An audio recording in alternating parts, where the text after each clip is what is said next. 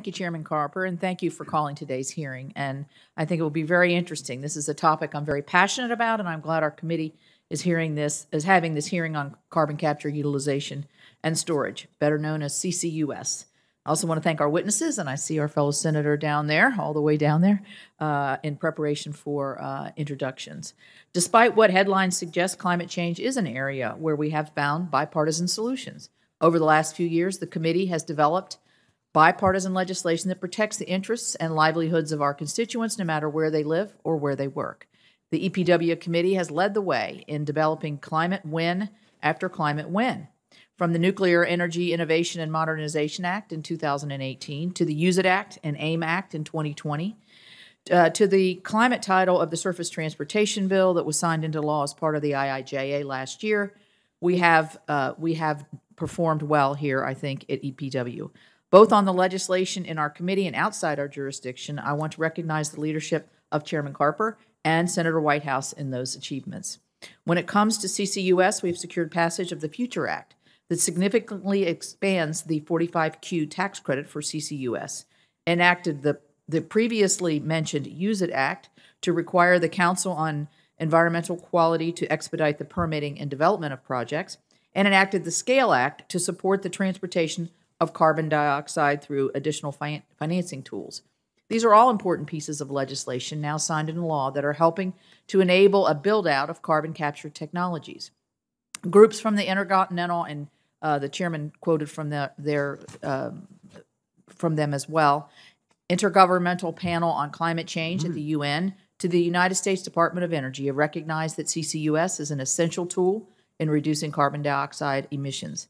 CCUS and other technologies like hydrogen and advanced nuclear afford us an opportunity to leverage private sector innovation in the next phase of decarbonization.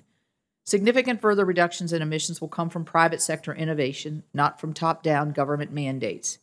The Biden administration's support for CCUS is crucial to deploying these technologies.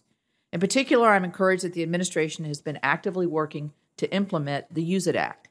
I commend CEQ for taking the recent step of issuing draft guidance along with a report issued last year, but there's still so much more to do. I wrote a letter joined by several colleagues to Chair Brenda Mallory asking that any final guidance issued by CEQ be more explicit and detailed.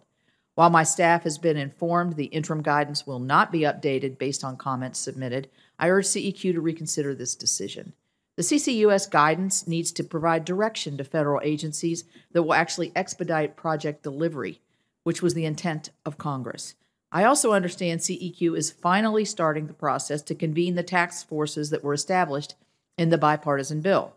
I urge CEQ to move quickly to get a range of perspectives on these task forces in order to provide needed feedback on challenges and successes faced by these projects and on ways to improve the permitting process.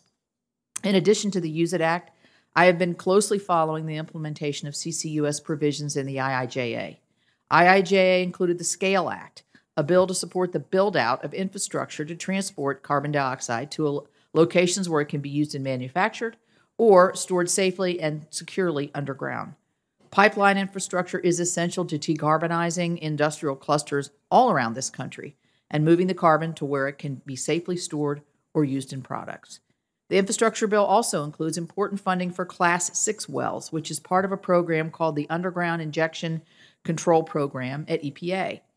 These wells are used to inject carbon dioxide into deep rock formations for permanent storage.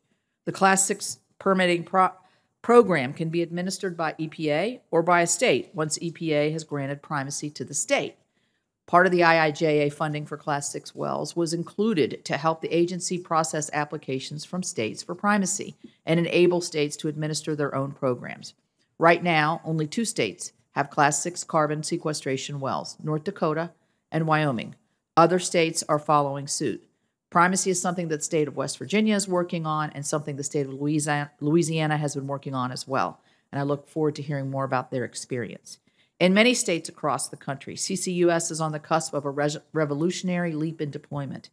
However, I want to clarify that we're beginning to see the progress we're beginning to see should not be the basis for more regulations or mandates.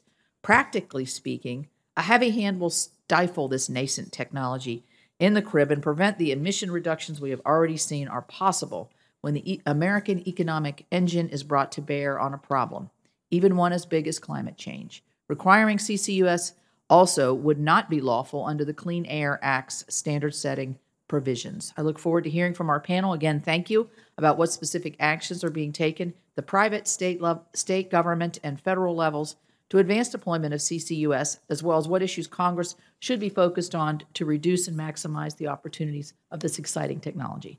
Thank you, Chairman, and I look forward to the panel. Thank you.